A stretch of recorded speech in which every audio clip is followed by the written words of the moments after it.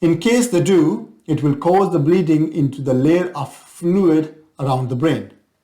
An example of an aneurysm is like a balloon. When it is inflated, the surface is stretched, making it weak and prone to burst. The treatment of aneurysm is coiling or clipping of the blood vessel.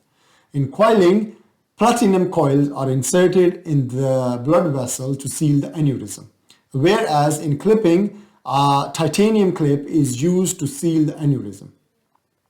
Clipping is more invasive procedure between the two, in which a piece of skull is taken off for the procedure and sealed back when it is finished.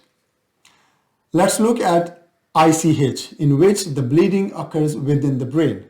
The reason for this is mainly due to cerebral small vessel disease, in which damage to small vessels in the brain can lead to bleeding in the brain. Hypertension is considered to be the main culprit in causing the small vessel disease.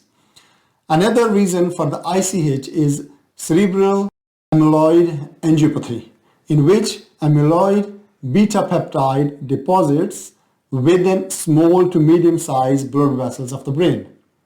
This damages the blood vessels, making them more likely to bleed and cause a stroke. Then there is another annoying disorder of the blood vessels in the brain that can cause stroke. The types of arteriovenous malformation, as a short is called AVM. Then cavernous malformation, also called cavernoma. The normal blood vessels form a network and flow of the blood is smooth, but in AVM, the blood vessels that carry blood to and from the brain tangle to each other. It can reduce the blood flow and put pressure on these vessels, causing them to leak. Whereas a cavernoma is a cluster of enlarged blood vessels that look like a berry.